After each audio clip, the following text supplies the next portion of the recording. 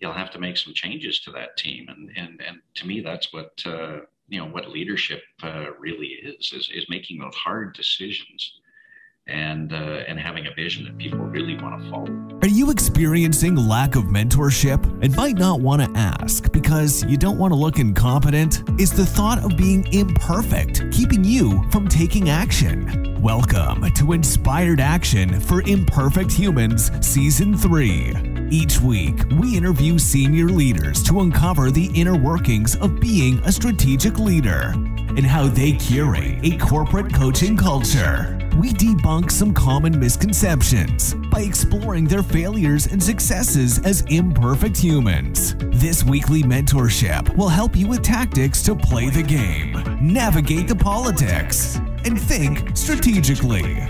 From the heart of Calgary, Canada, here's your host, award-winning coach, Kalloo. Well, hello everyone. Welcome. Thank you so much for joining us. It's amazing to have yet another exciting leader that's going to be on here with me today, which is going to be Shane Wenzel. And I will introduce Shane in a second before we get a chance to chat with him, just so everyone have an understanding of who he is. And like we've been saying, you know, it's really about how do we make sure sharing this type of interview, this type of conversation on the podcast to help those people who are either emerging leaders or people who want to bring their leadership to their next game, or even some of those people who are like, why the heck would I be a leader? I see what these guys do. Why do I want to do that?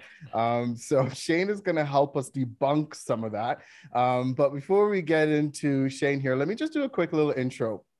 So Shane is the president of Shane Holmes Group of Companies and the namesake. Shane's responsibilities include strategic direction for the companies, policy advice as well, and building industry through BILD Calgary, and political involvement through the Alberta Enterprise Group on the economy, making him an industry leader in his field. Shane's sales and marketing background comes from growing up with two entrepreneurial parents, Kyle and Edith, and participating in a business advisory group.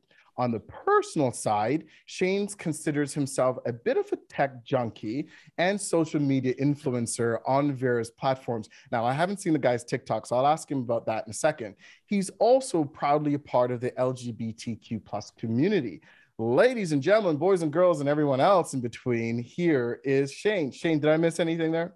No, you didn't miss anything, Kyle. So let's get to this tech junkie. What is that about?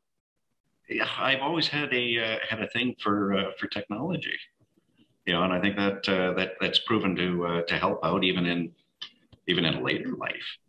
I think if you go back in time, what was the first one there? It was a Palm Trio phone. Wow. One of those, I had to go out there and get that as soon as I could. I even had Blackberries until they were out of style. I thought you were going to say something like a flip phone, because that's where I would go back. I could go way back to the flip phone, that old brick. I remember having that old brick. I have it still. I think I still have it. I think I did a video with it, and someone's like, seriously, where'd you get that phone?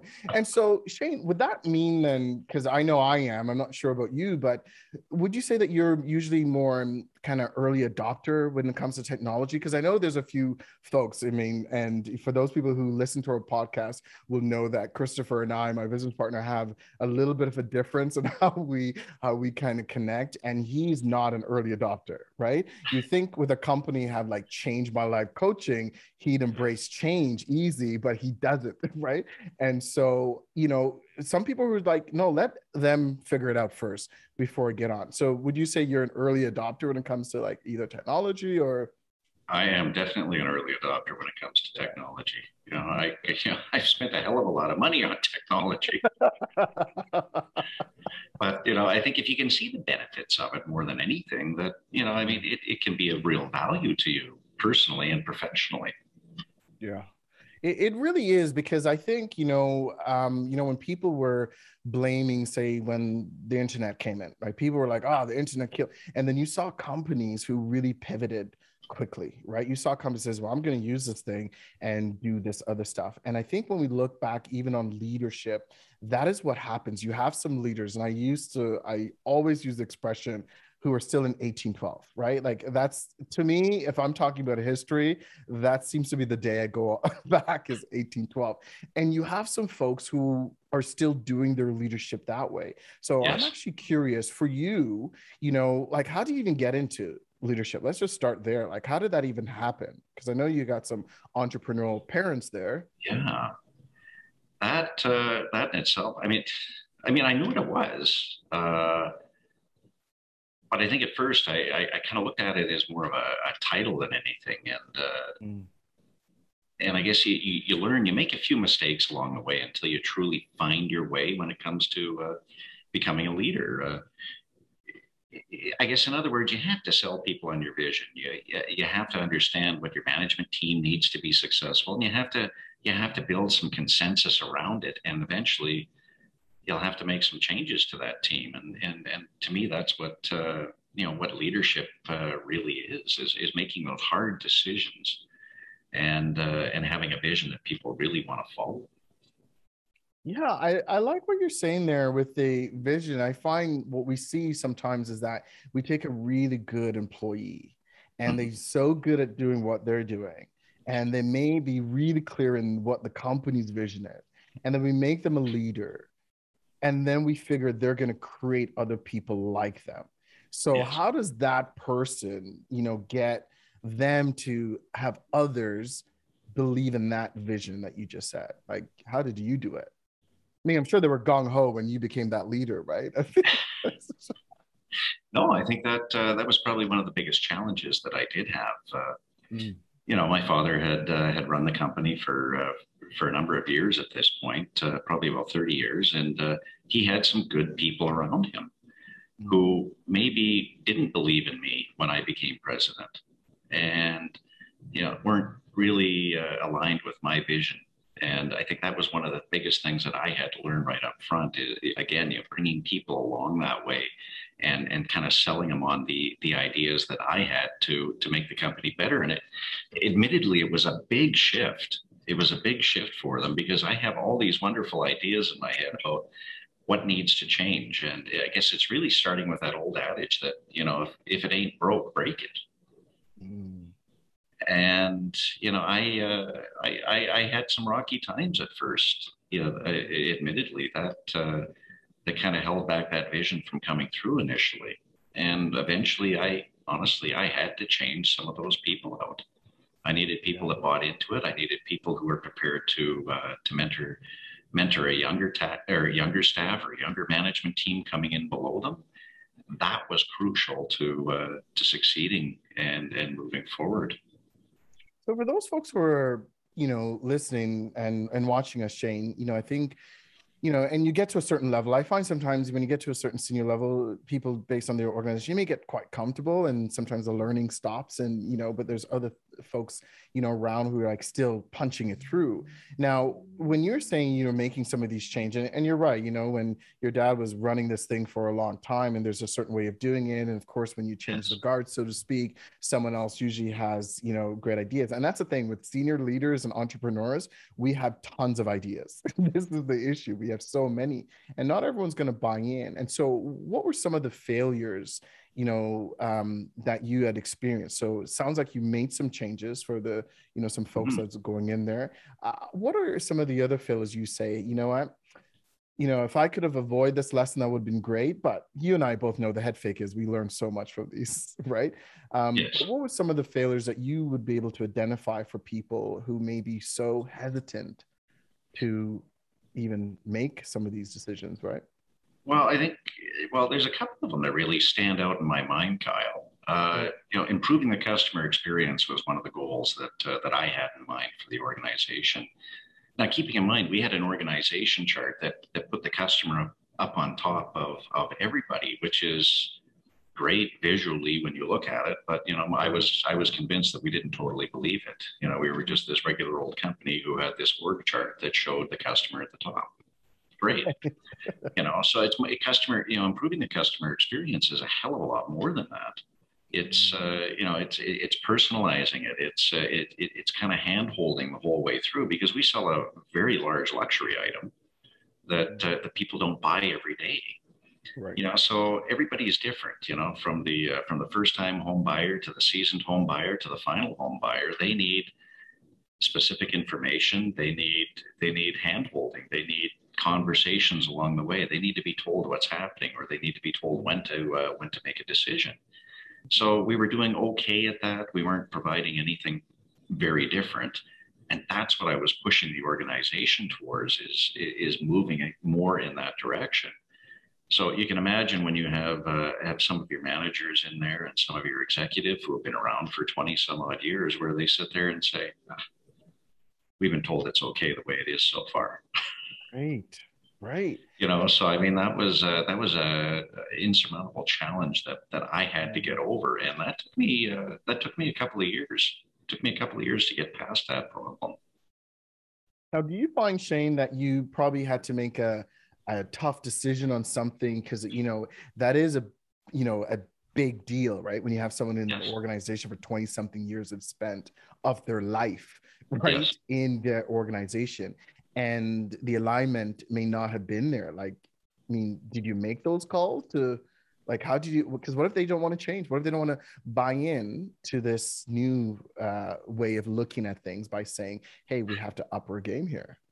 That must Well, have been tough. I had to make some difficult decisions, and in cases I needed the blessing of my father, who was still actively involved in the business and still is today. He's the CEO, and you know, he fancies himself a visionary still, although he's backed off of that role a little bit more lately. You know, but these are some of the people that he hired and some of the people he believed in. So you can imagine this isn't like parachuting a new president in Right. and the former president takes a back seat. You know, this is really kind of a family affair, so to speak. And I had Because to do he's a still little there, convincing. right? Oh, Yeah, he's he's still still there. here. So He's it's not still like when people take off the role, they're like, well, that was the old guy. I don't know why he was yeah. doing that, but you had the guy still there, right? That's Yeah, and fantastic. he's Yeah. still actively involved at this point, you know, not letting go of things as rapidly as what some others might do. But you know, he's still my father, and I still have to appreciate his opinion. But you know, I think that was kind of one thing that we had to learn from each other, is how to coexist in, you know, similar but different roles. But you know, eventually he did come around, and you know, I made these changes with his blessing as well. You Wow. know, but it was for the betterment of the organization, and more importantly, it was better for the customer moving forward, so that we could actually get closer to that true customer experience that we wanted to create. Yeah. And by that, one of the questions I usually have around that is, like, what would be the silver lining? And so that would be part of it, you'd say, right? Is just, you know, the obviously the company progressed. You know, Yes, you've got some new folks in there. And so would there be any other silver lining, would you say, from some? lots of them. I mean, obviously, you're going to have happier customers, you know, but I ended up with a better management team. Okay. You know, a management team that you know, that were capable, or they were comfortable with me empowering them, giving them the opportunity to make decisions that, you know, they felt that they might have to escalate up to me. No, I wanted people who were prepared to think on their feet and make key decisions, even if I wasn't around or if I wasn't available. You know, so we improved our management team 100%, and added in people who understood and bought into that vision, that ultimate vision that again, that makes the customer experience that much better. But it, you know, I mean, one of the other benefits of it is that we improve the culture within the company as well, because now we have happier employees who feel the same relief, you know, that they're able to make these decisions, key decisions when needed, without having to escalate it for an answer. Mm. That's the main thing, I think, for a lot of employees. You often hear that. I mean, it's coming out more and more every day. You know, people are not sticking around because you're giving them a free gift certificate. They're not sticking around Mm-hmm. because you gave them 3%. They really want that engagement. Something that we've, you know, when I work with my clients, we talk about how do you create that corporate coaching culture, you know, because what we're seeing, Shane, is more and more organizations have recognized the value in building a corporate coaching culture that offers employees at all levels, not just the executives and managers, which I think we naturally do, right? We want to develop our managers. We want our leaders to be top notch, but sometimes we leave the employee, regular Joe, behind. We want to be able to develop them so they have the opportunity to grow their skills, enhance their value, and reach their professional's goals. So that way they don't need to rely just on, I have to go ask Shane, I have to go ask my manager, I have to go ask, and so it sounds like you guys have done some stuff there to really help them do that. And that's exactly what came out of all of it. I mean, you got more fulfillment, you've got more trust, you've got a lot of different things happening with your employees. And it works so much better for continuity with your culture, but, continuity with your customer service, because now they are making those decisions that, again, that they would have to have elevated in the past. Love that. I saw the other day on I think it might have been TikTok or something like that. And I keep plugging TikTok, not because I'm on it all the time or there's other things that's going on there. But this one guy said he used to work at Apple. And he said one of the first things Apple does in their training is they show them how to use it instead of, let me see your phone, let me see your, your Yes. MacBook, they're actually, because they said what they realize is that most people just don't know how to use their device. And so you have to walk, like, could you go this? Could you click onto that? So it's what you're saying to me is that when your culture now is that you have a group of people who've bought in to where they recognize that this is all for us. This is what it makes sense to do. And so they have that autonomy, which is what people want, right? Yes. And that's what leads to fulfillment is if I have autonomy around the work that I'm doing, which I don't find that a lot of leaders are doing that, Shane. So if you have people in your organization who still feel as a leader, I have to decide, I have to tell you what to do, I have to show you how to do it. Like, how do you get them buying? Because what if those people are experiencing that now with leaders where they're like, I think they buy in, but I'm hearing from the employees, they're not bought in. So how do you help that leader? Like, I mean, because sometimes there's some really good people and they just don't know how, right? And so we're not saying, get rid of those people who don't buy in. I think you have to work with them to some degree, but you do get to a level. So what would you say to those folks who are saying, listen, I'm a leader, I'm not fully bought into the CEO yet. Like, is there something I can do before they either kick me out or before I become resentful? You know what? The way we ended up resolving that one was formalized training and coaching for our entire management team. And even I participated in it. I wasn't above it. I needed to learn something new, and that was the great part about it. Is it was a great team building exercise, but love that. It also showed everybody, especially our junior managers, how easy it was just to kind of coach people and bring them along. And with that kind of knowledge, when they're armed like that, they're able to come back and instill that upon their team and really create that fun environment where, again, where they ask the simple questions, understanding their personality types to say, how would you have done that? How would you have approached that? Things like that really, kind of elevated their staff to something even more than what they were before. And like you said, it's that fulfillment that they get out of knowing that, hey, I'm trusted here. And I know if I make most decisions and I make most of the right decisions, I'm not going to get in trouble for the few times I might make the wrong decision. Yeah. And sometimes there's a retraining, right, Shane? Sometimes there's a retraining because they may have come from organizations where the other leaders did all of it, right? And there wasn't a lot of trust. There wasn't a lot of commitment, right? Accountability wasn't even there. So there's all these other things that were there. So you may have to retrain them a little bit. I love, Shane, that you said that you participated in the coaching and the workshops, because I can tell you how many times we get brought in and they say, I need you to work with a team. I was like, great. And you're going to be there? Oh, no, they need it. Like, I mean, I'm good. Like, they need it.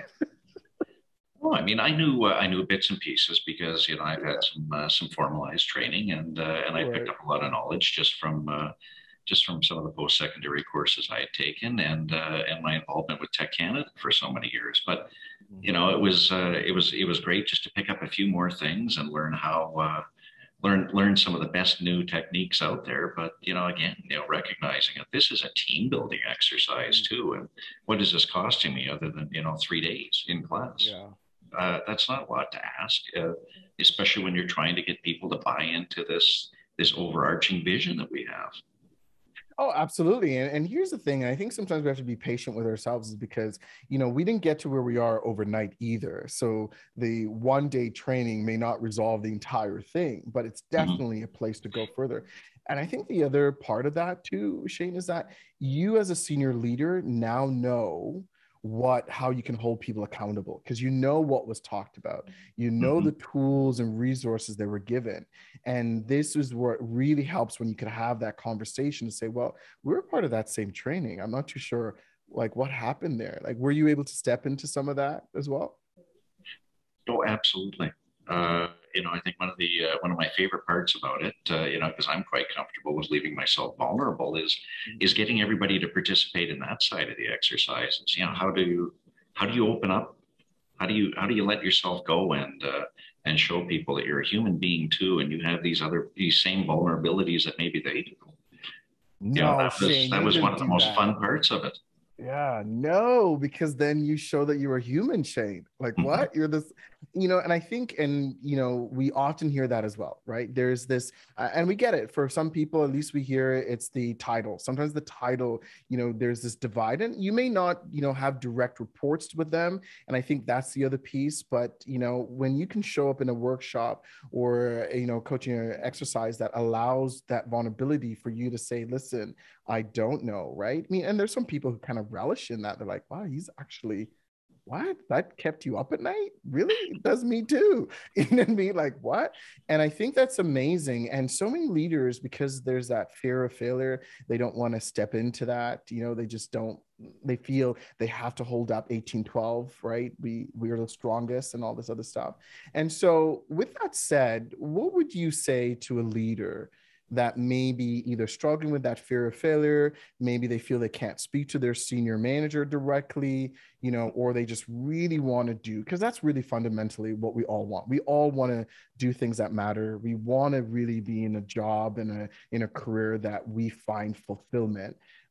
Sometimes there's things that get in the way. So what advice would you give that leader, either emerging leader or someone who's probably been leading for 20 years the old way? Like, what would you say to them? I'd say exactly that. Open yourself up, be vulnerable, because you can't know everything. Mm-hmm. You're allowed to have weaknesses, and I think that's one of the things that I learned from some of my counterparts over the years is they don't want to show weakness. They want to show that they know everything, that they have nothing but strengths, but we all have weaknesses. I have weaknesses. I don't mind telling people what they are. So that's where the vulnerability comes in. And I think if you really truly want to connect with your team, your managers, your executive, let them know what they are Yeah. and ask lots of questions because you have those strengths to fill in those gaps, those weaknesses on your team. Let it happen. Yeah. Let it I happen and get find the most out of the people. yeah, and and I like stepping into that. And I often say, people who are asking questions are usually the ones in control, right? Because they're really trying to learn, they're really trying to understand what is happening, which puts them further ahead than just, oh, I think I got it, right? Yes. I think I got it and may not be. And so what would you say is the biggest issue you find right now? Like, what is there a pain point that's happening right now, maybe in your leadership or in the organization?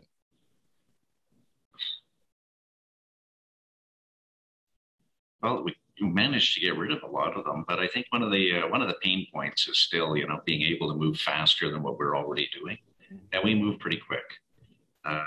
We love to communicate, and I think that's been one of our biggest assets is recognizing the urgency. It's just kind of getting back to that now. We've had 19 months of lockdowns of COVID and things like that, and you end up somewhat delayed. But with that said, we've also had a lot of those successes where we've been able to accelerate the digitization of our entire process. So, I think one of the challenges is still just getting everybody to buy into it that this is the best way to go. Because there's definitely some fear on the back end about it's too much, it's too quick. Not everybody's going to buy into this. That's okay. We're going to make it work. Yeah, I love that as well because as much as the ideas are great, as much as you want it for everyone, if the buy-in really isn't there, you can't really go too far. And, I would say to those leaders who are listening right now, you really can't fake it, right? You really have to be able to step in. And, when these senior leaders are saying, speak to me, let me know, they truly want to know. And I know there's some apprehension sometimes in between that around, can I really say what I want to say? Because I think the fear is if I say what I want to say, I'm going to get fired. But they don't realize how much we appreciate when they say it, because we don't have all the answers either, right? And so it's important to be able to step into that. And I think your organization, is that what it is for your leaders, is that they're able to let people know, not only come to me, but they go to them to make sure people are actually gathering the feedback of what's working, what's not working. Because if not, the buy-in is not even going to be there at all then. I think for the most part they are. They're, we're very open. Like I said, one of the things we pride ourselves on is communication. And we also value the fact that, our people are one of the most crucial assets in our organization. And I think that's why you find that we retain our staff a lot longer than the industry average would be, because we have given them this latitude. We have shown them that it's okay to come with your ideas, that we are approachable, and we're just looking for what are the best ways to approach this. We can't know all the answers, but everybody from every level of the organization has insight into how to make this whole process that much better.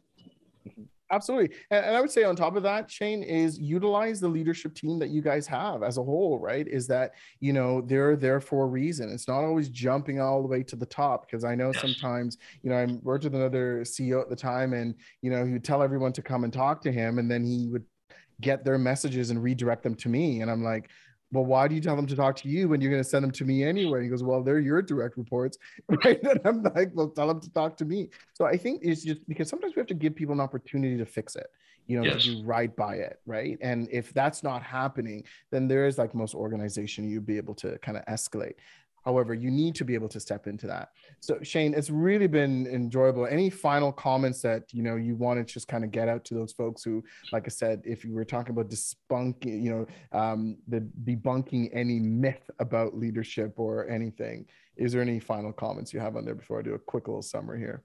Well, I think one thing that's always kind of stuck out in my mind that I don't see enough of, and I know it can be a bit of a taboo in some organizations, but, help coach and mentor that young, seasoned staff. And I guess this just comes from what I grew up in was I had some of the best mentorship around, and I think there's this almost this little kind of protectionism that's happening now with people in their jobs. And they're almost worried to give away too much for fear of losing that. But, mentor that younger, seasoned staff. I mean, you want the best people to replace you in this world someday, one day. But you might get better ideas just because you help bring them along. And that in itself is really fulfilling.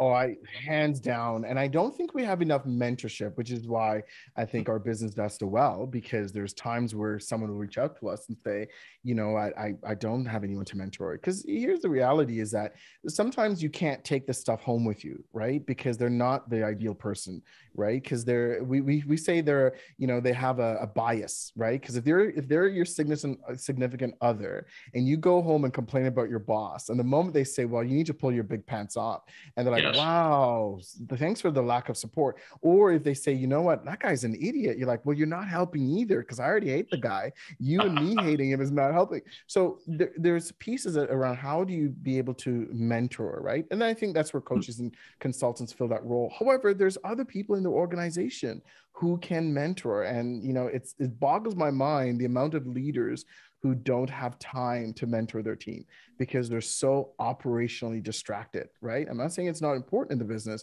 but they're so operationally distracted that they don't have one-to-ones. And the worst part, I don't know if you experienced this, Shane, or worked with people like this. The worst part is when you as a leader spending more time with your problem people because they're the squeaky wheel, and the good guys and gals don't even get that mentorship because you feel I have to correct them, I have to manage them.